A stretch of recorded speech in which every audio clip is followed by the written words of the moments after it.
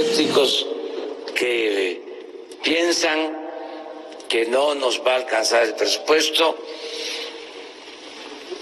Vamos a tener presupuesto suficiente para impulsar el desarrollo del país, para crecer como lo estamos proyectando al 4%, para sacar de la pobreza a millones de mexicanos, para que haya bienestar y se va a serenar al país. Es decir, vamos a enfrentar el problema grave de la inseguridad y de la violencia. Crecer al 4% es la insistencia del presidente de México, Andrés Manuel López Obrador, cuando un importante número de analistas y de bancos, por cierto, y de organismos han hablado de crecimientos mucho menores. Por lo pronto, este año el pronóstico es menos optimista que en octubre pasado. Por ejemplo, analistas de Bank of America anticipan 1% de crecimiento para este 2019. Sobre ese pronóstico, Andrés Manuel López Obrador dice que él acepta el desafío porque él piensa que se crecerá al doble. También recordó este pronóstico de crecimiento el Fondo Monetario Internacional desde 2,5% de octubre a 2,1%. El Banco Mundial también hizo lo propio, lo llevó a 2% para este año. Analistas de Citibanamex también hablan incluso de una recesión para este 2019. Voy con Alfredo Cutiño, director para América Latina de Moody's Analytics a Filadelfia, para saludarte. Alfredo, gusto verte. El presidente insiste que los analistas se van a equivocar. Entonces, ¿qué está viendo Andrés Manuel López Obrador que los analistas no están viendo, o es al revés? Bueno, yo creo que el presidente tiene muy buenos deseos para la economía mexicana, lo cual es perfectamente bien y es aceptable. De hecho, el presupuesto, el programa económico para el presente año habla de un crecimiento de alrededor del 2%. Sin embargo, las cifras duras, la actividad económica está mandando señales desde finales del año pasado y principios de este año, en donde se indica que hay una desaceleración incluso mucho más pronunciada que la que se estaba previendo con anticipación, de tal manera que la revisión de pronósticos desde quienes tenían 2.5% hasta incluso abajo del 2%, yo creo que van en la dirección de lo que están marcando precisamente las cifras reales que está enviando la economía mexicana. En muchos sentidos, este recorte en la proyección de crecimiento es una herida autoinfligida.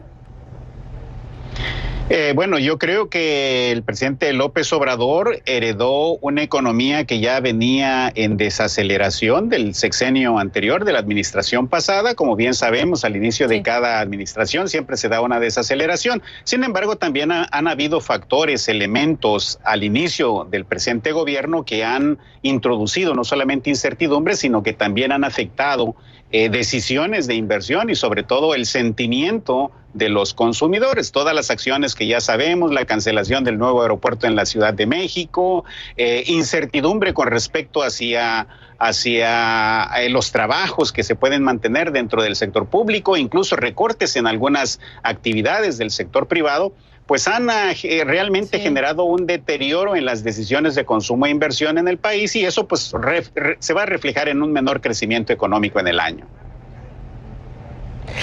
El principal problema entonces para México es la inversión. ¿Y quién necesita invertir entonces?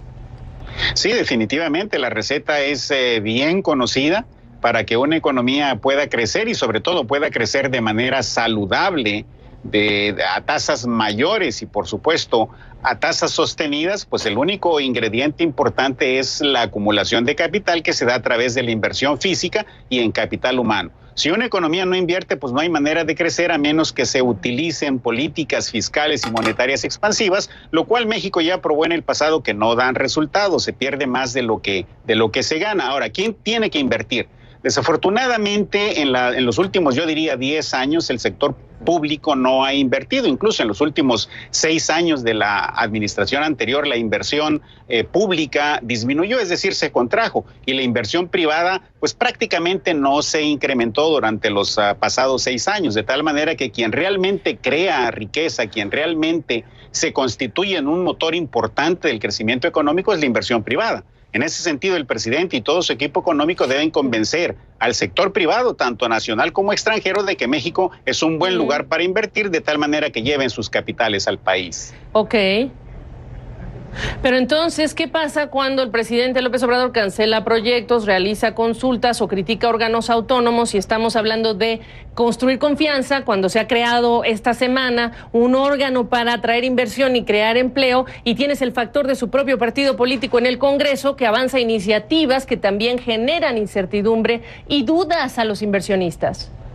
Efectivamente, yo creo que han habido acciones, han habido declaraciones, no solamente de parte del gobierno, sino del partido Morena, que han introducido esa incertidumbre e incluso, por qué no decirlo, han deteriorado la credibilidad en las políticas económicas y en las acciones que puede tomar la presente administración, de tal manera que eso afecta el sentimiento de los inversionistas. Bien. Eso afecta incluso las decisiones de gasto de los consumidores, y eso, lejos de ayudar, pues viene a reflejarse en un mayor deterioro de la actividad económica. De tal manera que lo que se necesita es precisamente reforzar la credibilidad y convencer al sector privado de que México es una buena plaza para invertir.